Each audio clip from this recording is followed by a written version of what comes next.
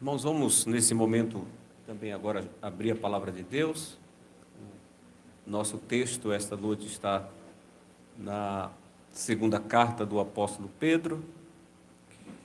Vamos ler. O nosso texto é versículo 5 ao 11.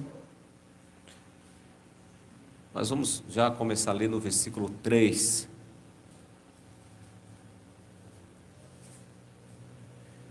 Segunda carta do apóstolo Pedro, capítulo 1, e vamos ler do versículo 3 até o versículo de número 11.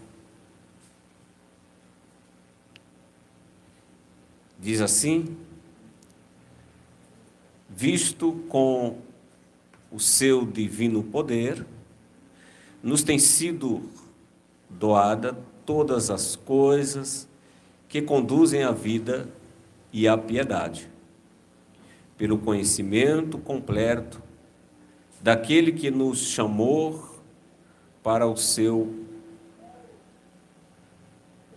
sua própria glória e virtude, pelas quais nos têm sido doadas as suas preciosas e muito grandes promessas, para que por ela vos torneis comparticipantes da natureza divina, livrando-vos da corrupção das paixões que há no mundo. Por isso mesmo, vós, reunindo toda a vossa diligência, associai com a vossa fé a virtude, com a virtude o conhecimento, com o conhecimento o domínio próprio, com o domínio próprio a perseverança, com a perseverança a piedade, com a piedade a fraternidade, com a fraternidade o amor. Porque estas coisas, existindo em vós, e em vós aumentando, fazem com que não sejais nem inativos, nem infrutuosos, no pleno conhecimento de nosso Senhor Jesus Cristo. Pois aquele a quem estas coisas não estão presentes é cego, vendo só o que está perto, esquecendo da purificação dos seus pecados de outrora. Por isso, meus irmãos, procurai com diligência, cada vez maior, confirmar a vossa vocação e eleição.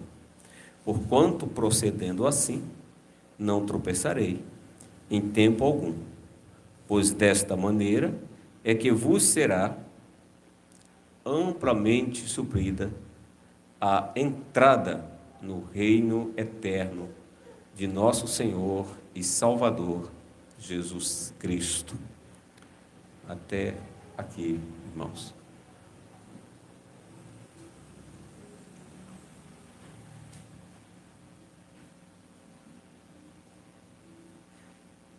Amados irmãos em nosso Senhor Jesus Cristo,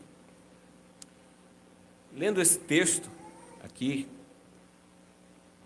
podemos ver que ele exige e ensina que a vida cristã se dá por empenho, por dedicação e também por esforços. Pois, irmãos, há duas coisas essenciais na vida. Uma é o nascer, outra é o crescer. Aonde a vida, precisa, sim, existir crescimento, porque isso é essencial. Quem tem uma criança ao nascer, o que se espera é que essa criança cresça, desenvolva. Então, todos aqui que têm seus pequenos bebês, sabem que é essencial que eles cresçam. Se eles não crescem, se eles não desenvolvem, há uma preocupação. Se eles estão vivos, naturalmente eles crescem. Então, aqui o texto também está falando sobre isso. Devemos entender que falta de crescimento é falta de vida, de vitaminas. O mesmo podemos falar da vida espiritual. A vida espiritual necessita também de crescer. Se existe vida espiritual, um sinal é o crescimento. Aqueles que nasceram de novo desenvolvem a sua fé. Esse crescimento espiritual, irmãos, porém, não é automático. Ele requer, de acordo com o nosso texto, ele requer diligência. Ele requer disciplina espiritual. Semelhante também à criança, que o crescimento não é automático, necessita das vitaminas apropriadas, dos cuidados, das disciplinas. O mesmo também se aplica à vida espiritual. Quem nasceu de novo, agora é natural que essa pessoa que nasceu de novo, do reino de Deus, ela cresça para a glória de Deus. O apóstolo Paulo fala sobre isso. Ele escrevendo aos Filipenses, ele diz: desenvolvei a vossa fé. Ele também fala assim como Pedro: desenvolvei a vossa salvação. Ele diz: porque Deus é quem efetua em vós tanto o querer como o realizar. Assim, meus irmãos, um crente descuidado é uma contradição de termos, uma vez que a graça de Deus em si, ela exige, como também ela capacita, que o crente seja esforçado. Todo cristão deve se esforçar no seu desenvolvimento espiritual. O cristão que não se esforça no seu desenvolvimento espiritual tem algo errado com ele. Então, diante disso, nessa noite eu vos anuncio a palavra de Deus com o tema: a palavra de Deus nos ensina que a fé, ou a verdadeira fé, traz crescimento e diligência para a vida cristã. Vou repetir: a palavra de Deus nos ensina que a fé traz crescimento e diligência para a vida cristã. E para isso vamos ver 2 pontos. Primeiramente, a verdadeira fé traz crescimento para a vida cristã. Em segundo lugar, a verdadeira fé traz diligência para a vida cristã. Então, o nosso primeiro ponto está aqui nos versos 5 a 7. A verdadeira fé traz crescimento para a vida cristã. Então, a vida cristã necessita crescer. Porém, quais são os instrumentos divinos para nos levar a esse crescimento espiritual? Pedro aqui, ele seleciona, observando aqui, que para que haja crescimento, desenvolvimento espiritual, o apóstolo Pedro aqui desenvolve 7 características da vida piedosa. Mas, olhando essas 7 virtudes, não se deve pensar nelas como 7 pontos de um fio. Na verdade, o termo que foi traduzido aqui para associar significa suprir com generosidade. Em outras palavras, irmãos, desenvolve nada mais do que desenvolver uma qualidade ao exercitar outra, de maneira que uma está ligada à outra. Essas virtudes são relacionadas umas às outras. São como uma árvore que o tronco, o seu galho mais grosso está conectado ao seu tronco e o galho mais fino está conectado àquele galho mais grosso. Então, há uma conexão entre todos. É como o fruto do Espírito, de Gálatas, no capítulo 5, versículo 22 e 23. Veja, ali fala do fruto do Espírito. Não é os frutos, mas os frutos. Aqui Pedro também, ele quando caracteriza essas 7 virtudes, é como se uma dependesse da outra. Uma não pode estar desconectada da outra. Aqui Pedro selecionou essa lista de 7 virtudes que deve ser encontrado na vida cristã. O cristão deve buscar a desenvolver essas virtudes na sua vida, para que ele tenha uma vida cristã saudável, para que ele tenha maturidade espiritual. Ele deve desenvolver ou orar para que o Espírito Santo desenvolva nele essas virtudes, porque cada virtude dá origem à virtude seguinte. Você pode ver que ele usa essa palavra associar, conectar. Então, cada virtude dá origem à próxima virtude e assim por diante. E como eu disse, ele destaca 7. Primeiramente, ele associa a vossa fé à virtude. Ele fala no versículo 5, a parte B, quando ele vai dizer exatamente isso, né? Associai com a vossa fé a virtude. Primeira coisa que ele fala aqui, associai com a vossa fé a virtude. Então Pedro começa aqui essa lista, colocando a fé como a pedra fundamental sobre a qual estão agora erguidas todas as outras colunas da vida cristã. O crente é salvo pela fé, o crente vive pela fé, o cristão vence pela fé, o cristão caminha de fé em fé. Mas, quando analisamos esse texto, nós percebemos que a fé não vem sozinha, até como também já pregamos no domingo passado. A fé não vem sozinha, ela é acompanhada pela virtude. Ele aqui conecta a fé à virtude. Virtude aqui tem a ver com excelência, com caráter. Imagine uma pessoa que diz ter fé, mas ela é mau caráter. Isso é estranho. A fé dessa pessoa não vale, porque Pedro aqui associa fé à virtude, fé a caráter. Uma pessoa diz que tem fé, mas, como eu disse, ela tem uma vida de má fama. Então, aqui ele associa a fé a uma vida excelente. A vida cristã precisa refletir a excelência do caráter de Cristo.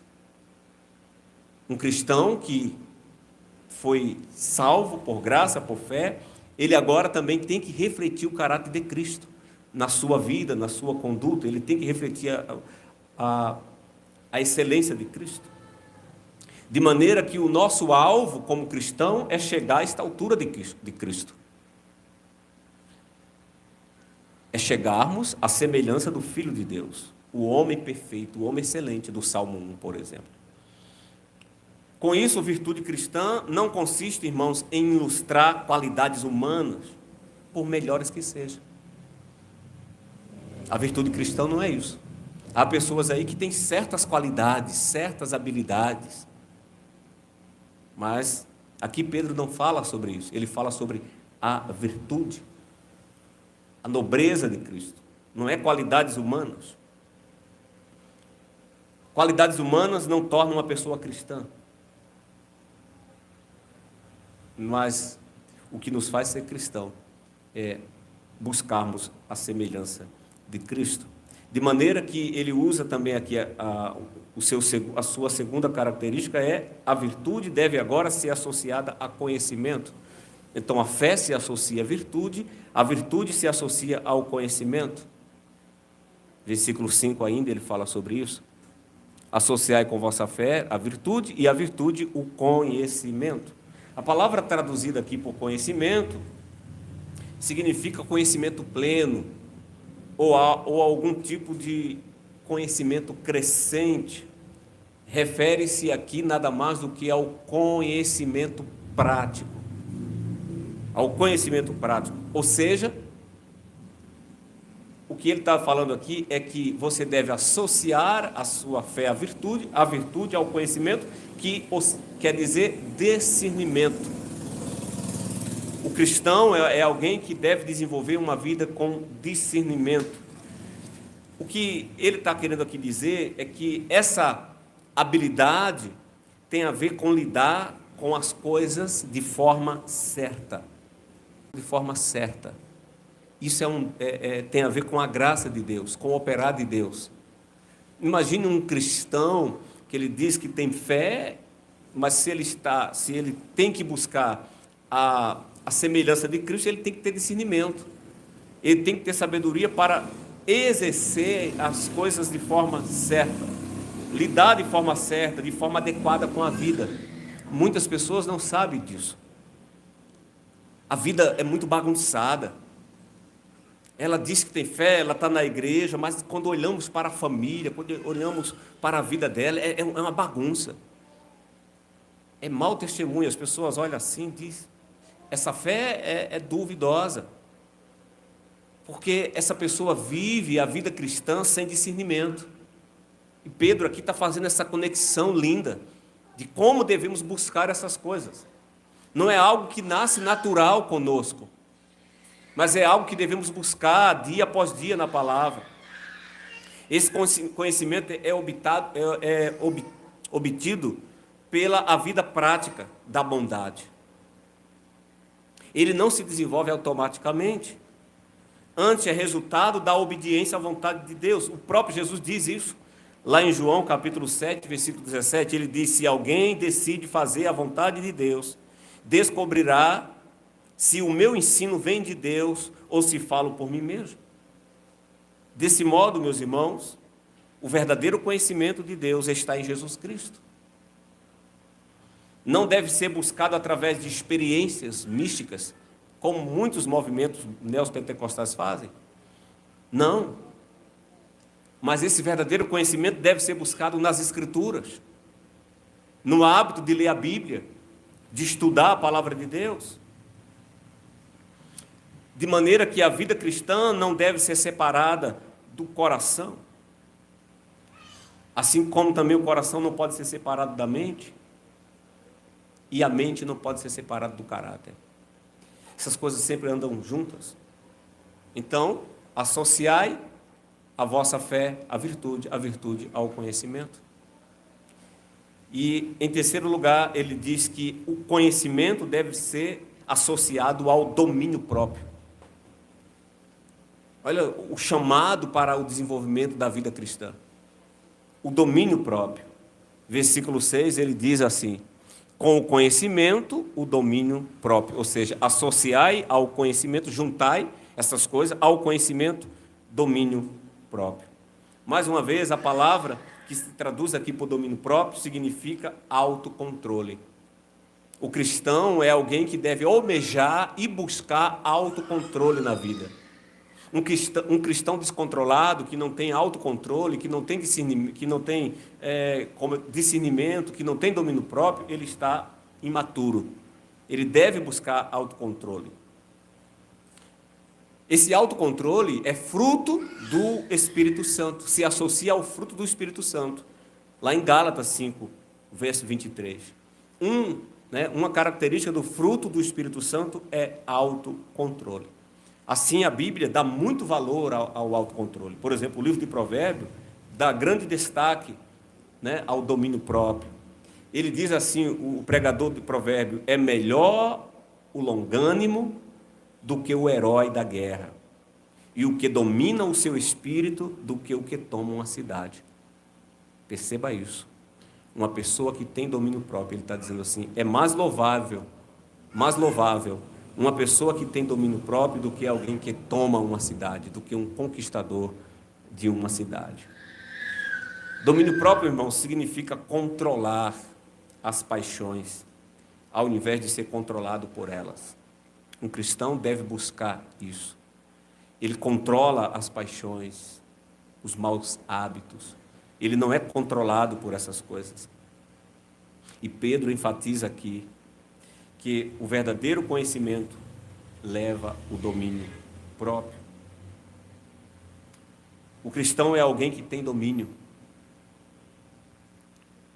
O cristão não pode ser uma pessoa que é controlada por paixões internas, sentimentos, emoções, como também o cristão não pode ser alguém que é controlado por pressões externas. As coisas de fora os tira do controle. Não. O cristão, ele é caracterizado por alguém que está submisso ao controle do Espírito de Cristo que habita nele. Ele imita Cristo. Ele tem a semelhança de Cristo. Ele procura imitar Cristo. Domínio próprio. É o que Pedro aqui está nos ensinando. Nos associarmos a essas virtudes que temos no perfeito varão, que é Cristo. Mas ainda ele fala que o domínio próprio deve ser associado à perseverança. Ainda no versículo 6. O domínio próprio associado à perseverança.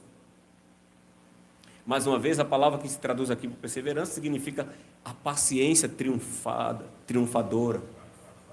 né? Uma paciência qualificada.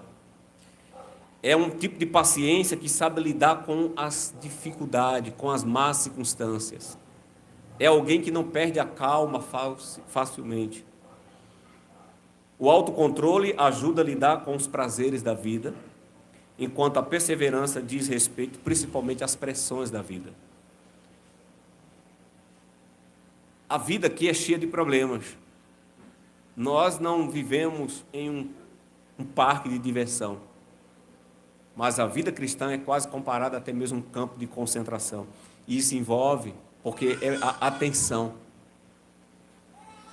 Isso envolve, irmãos, domínio, isso envolve perseverança. Para lidar com os problemas da vida. Não é porque estamos na igreja, servimos a Cristo, estamos aos domingos do culto que a vida é mar de rosa. Não. É importante entender isso, quando ele fala sobre o domínio próprio. Por quê? Porque as pessoas que cedem aos prazeres da vida, que não têm disciplina suficiente para lidar com as pressões, elas acabam também desistindo de forma fácil, quando lhes sobrevém dificuldade. Então, pessoas que não têm autocontrole, elas também negam a perseverança. Elas facilmente desistem, né, com facilidade das coisas quando lhe vêm as dificuldades da vida. Então, assim, a perseverança se deve desenvolver, porque, mais uma vez, ela não é automática. É preciso esforço para desenvolvê-la. É preciso fé para que sejamos perseverantes. Analisando o texto de Tiago, por exemplo, no capítulo 1, versículo 2 a 8, ali Tiago apresenta a abordagem correta que se deve esperar para obter perseverança. Ele fala ali das provações. Tiago diz que as provações, é por meio das provações que nós aprendemos a ser perseverante. Olha como Deus é. Se pedimos perseverança, esperamos provações muitas vezes. De maneira que as provações nem sempre, aliás, não devemos encará-la como algo negativo, mas sempre como coisas positivas. Porque nunca vamos ter perseverança se não aprendemos a lidar com elas por meio das provações. Então, assim, pela fé, devemos permitir que as provações trabalhem em nosso favor e não contra nós. Pois, irmãos, devemos sempre entender que Deus está operando em meio às dificuldades para que nós sejamos pessoas perseverantes, experimentadas. E por isso que aqui ele fala sobre associar esse autocontrole à perseverança. Então devemos sempre estar pedindo a Deus e orando ao Senhor para que nos dê perseverança. E assim ele vai fazendo nessa corrente. A perseverança, em quinto lugar, a perseverança deve ser associada à piedade. Então, como nós falamos, uma está conectada à outra. A necessidade de uma enfraquece outra. Então a fé, a virtude ao conhecimento, o conhecimento ao autocontrole, o autocontrole à perseverança, a perseverança à piedade. O termo que foi traduzido aqui por piedade significa adorar bem. Então, descreve uma pessoa que tem um relacionamento bem, correto.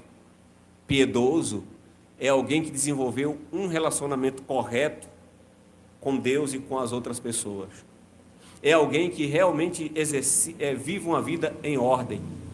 Ela busca sempre as coisas certas.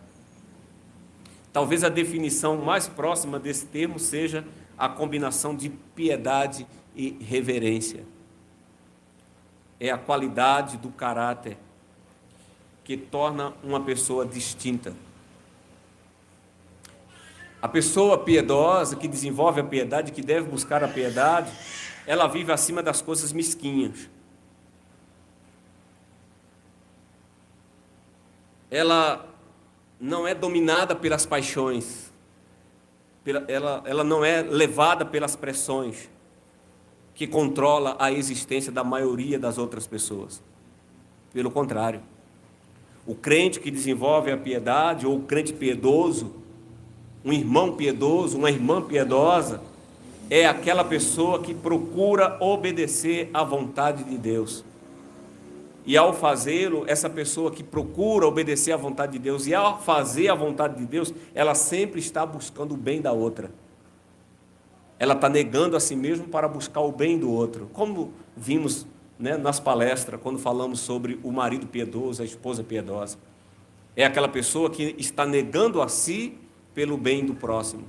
Um cristão piedoso é uma pessoa que está negando suas vontades para que a vontade de Deus esteja na vida dela. A pessoa piedosa é alguém que toma decisões corretas. O piedoso é aquele que é nobre. Ele não escolhe o caminho fácil, como as pessoas ímpias. O ímpio, ele sempre escolhe o caminho fácil.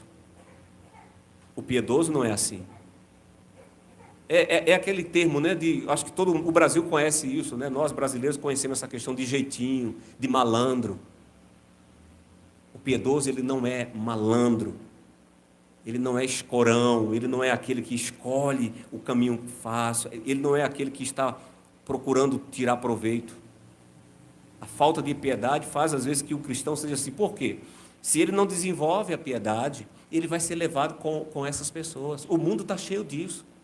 Dá jeitinho em tudo, arrumadinho, né? Esconde aqui, mente ali, fazem de tudo. Por quê? Por causa da falta da piedade. O piedoso não. O cristão deve buscar desenvolver a piedade para que ele não seja levado por facilidade. Ele não escolhe o caminho mais fácil para evitar a dor, para evitar as provações. O piedoso muitas vezes prefere pagar o preço, e é o correto. Sofreu dano, mas ele não nega a Cristo, ele não nega a sua fé, ele dá seu testemunho. O piedoso é aquele que faz o certo, porque é o certo. O piedoso é aquele que escolhe o certo porque é a vontade de Deus. Como vemos no Salmo 1, o piedoso é aquele que antes tem o seu prazer na lei do Senhor. É aquele que antes procura meditar na lei do Senhor dia e noite para tomar suas decisões, para o louvor e para a glória de Deus. E assim o apóstolo Pedro vai trazendo, fortalecendo essa corrente ainda. Em sexto lugar, ele diz que essa piedade deve agora ser associada à fraternidade. Lembremos da pregação da semana passada. A palavra fraternidade, como vimos, é Filadélfia, que aqui significa amor, é um sentimento dado àquela pessoa mais, aquele irmão, né, de sangue. É aquela pessoa que nós amamos, né, aquele sentimento que temos com um irmão de sangue. De maneira, meus irmãos, que quem ama Jesus Cristo também deve amar seus irmãos. E ele está associando aqui a fraternidade. O cristão deve praticar o amor fraternal. Ele está falando aqui. Então, percebe que não basta simplesmente uma confissão de fé. Ele pratica esse amor fraternal, e como vimos a semana passada também, mais uma vez, o que diz o apóstolo Pedro, esse amor fraternal não é fingido. Não é fingido. Não é apenas fazer de conta que existe amor, como vimos a semana passada, seja constante. O amor fraternal, Hebreus 13:1. Amai-vos cordialmente uns aos outros, com amor fraternal, Romanos 12, versículo 10. E percebe como aqui o apóstolo Pedro está nos ensinando a fortalecer essas virtudes, a unir essas virtudes, e que uma negligencia a outra. Um cristão que diz que tem fé, que se ele não tem amor fraternal, essa fé é falsa. A fé não está sozinha. O amor pelos irmãos e pelas irmãs em Cristo é um sinal de que essa pessoa nasceu de novo. É um sinal de que essa pessoa nasceu de Deus. O amor fraternal é um sinal de que essa pessoa é regenerada. Olha o que João fala na sua primeira carta, no capítulo 4, versículo 7. Ele diz: amados, amemos uns aos outros, porque o amor procede de Deus, e todo aquele que ama é nascido de Deus e conhece a Deus. Todo aquele que ama é nascido de Deus e conhece a Deus. E aí, por último, ele fala sobre o amor fraternal. Ele agora une o amor fraternal ao amor. Então ele diz assim: com o amor fraternal, né, com a piedade, a fraternidade, que é o amor fraternal, e com a fraternidade, o amor.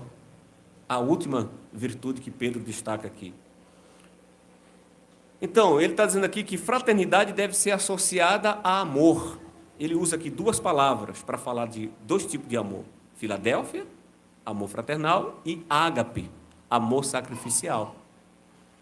Então, a palavra que ele usou aqui agora é ágape. Então, ele está dizendo assim, ó, una Filadélfia a ágape. Amor sacrificial, incondicional.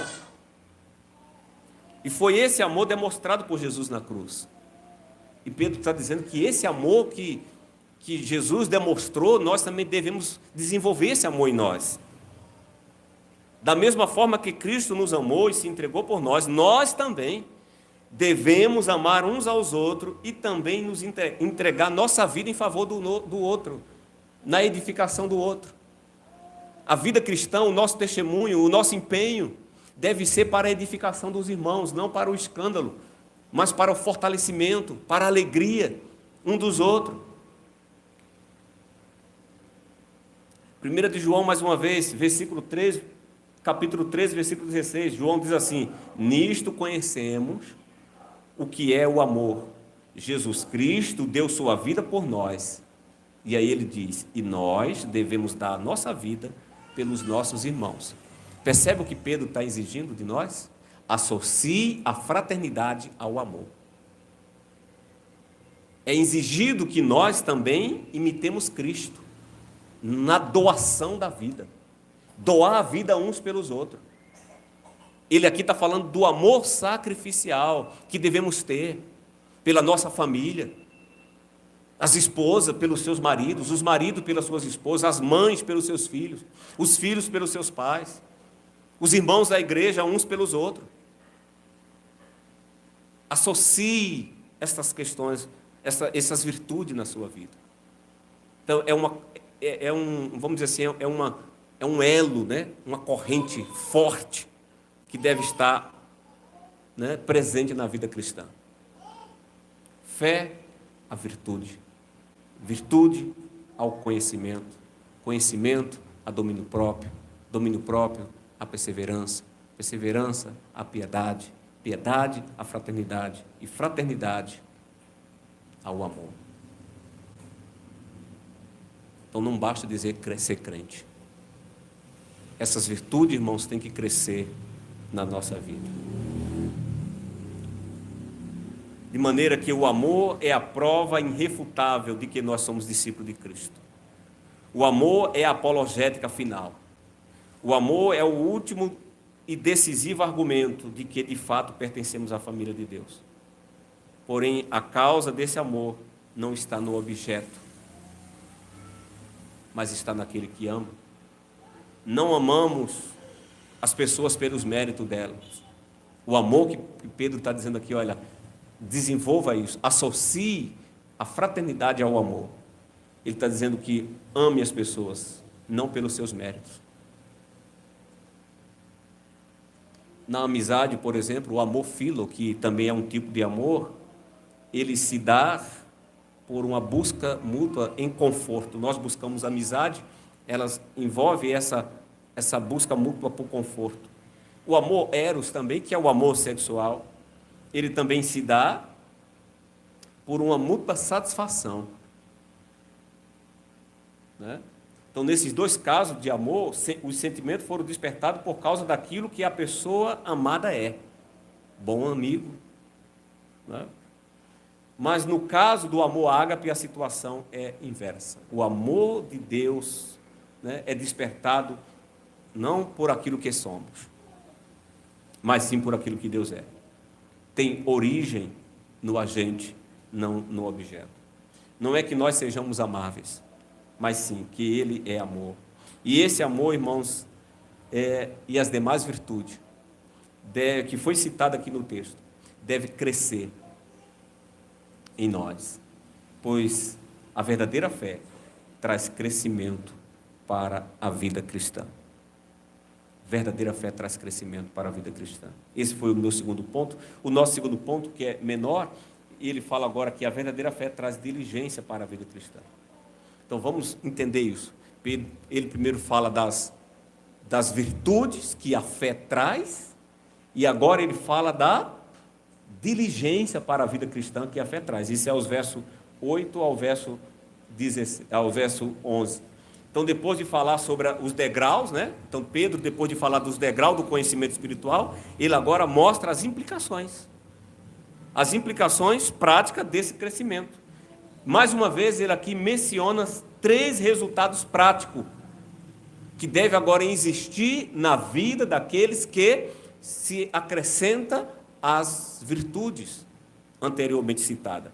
A primeira dela, a primeira diligência que agora vai ter o resultado da associação desse conjunto de virtude é uma vida frutífera. Olha o versículo 8.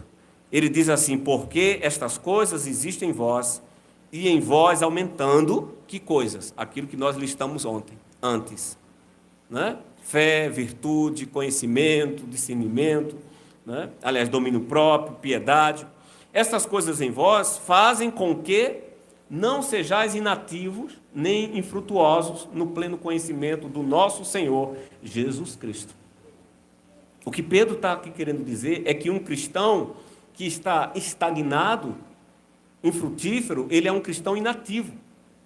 Ele é um cristão que não dá fruto, ele não tem obra, ele é ineficaz, ele não cresce, ele não faz nada de útil para o reino de Deus.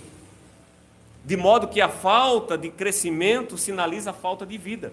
Mas o pleno conhecimento de Cristo implica necessariamente uma vida frutífera.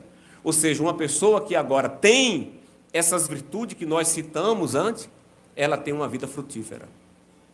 Ela dá fruto para a glória de Deus. É como uma árvore. Não é simplesmente uma árvore enfeitada, cheia de flores.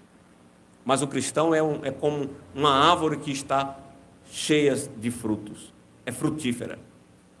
Pedro está mostrando, irmãos, que uma vez que esse conhecimento está em nós, ele não é apenas um conhecimento intelectual. A fé não é algo meramente intelectual.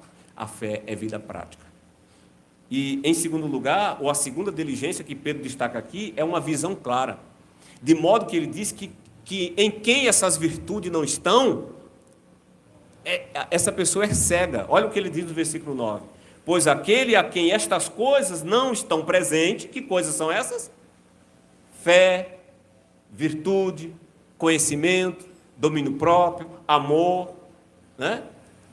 Aí ele diz, pois aqueles em quem estas coisas não estão presentes, é cego, vendo só o que está perto, esquecido da purificação dos seus pecados de outrora. Mais uma vez, um crente estagnado, um crente mal alimentado é um crente míope. Ele não consegue ter a alegria do céu, ele não consegue viver uma vida para a glória de Deus, porque ele é míope. Ele só está preocupado com as coisas aqui e momentâneo. Pedro destaca aqui, ele fala que ele é cego ao mesmo tempo, mas não é literal, né? Não é literal, porque ao mesmo tempo ele diz, é alguém que só vê perto. Em outras palavras, é um tipo de pessoa míope, que só enxerga as coisas perto. Mas o cristão que agora tem essas virtudes em sua vida, ele vai enxergar as coisas celestes, ele vai enxergar as coisas que estão distantes, ou seja, ele não vai viver uma vida momentânea. Ele não é espiritualmente cego, mas ele é alguém que tem contemplação, que tem gratidão, que não esqueceu a obra de salvação na sua vida. Ele é um cristão que vive para a glória de Deus e para o louvor de Deus. E em terceiro lugar, a terceira diligência que Pedro destaca aqui, que a fé dá, né? Então a fé dá crescimento, ele diz também que a fé dá diligência. E a terceira diligência que ele dá aqui é uma segurança inabalável. Isso é um testemunho muito forte. O cristão que está abastecido ou abastado, né? Vamos dizer assim, do amor de Deus, da fé, né? Da piedade, da fraternidade, é uma pessoa que possui uma segurança inabalável. Olha o versículo 11 e 10. Ele diz: por isso, irmãos, procurai com diligência, cada vez maior, confirmar a vossa vocação e eleição. Porquanto, procedendo assim, não tropeceis em tempo algum. Pois desta maneira é que vos será amplamente suprida a entrada no reino eterno de nosso Senhor e Salvador, Jesus Cristo. Meus irmãos, a prova de que um indivíduo é salvo, isso é algo bastante interessante para nós. O que Pedro está querendo ensinar aqui é que a prova de que um indivíduo é salvo não é sua profissão de fé. Muitos se confundem com isso. A sua profissão de fé não é a prova de que você é salvo. Mas o que Pedro está nos ensinando nesse texto é que a prova da nossa salvação é o progresso na fé. Perceba isso. Não basta professar a fé. O cristão tem que progredir na fé. Vocação e eleição andam juntas. Importante entender. Ninguém pode sustentar que um eleito de Deus e alguém que foi chamado por Deus, se essa pessoa está vivendo na contramão da vontade do Senhor, ninguém pode sustentar que essa pessoa é eleita. Somente uma vida santa, irmãos, é evidência da vocação.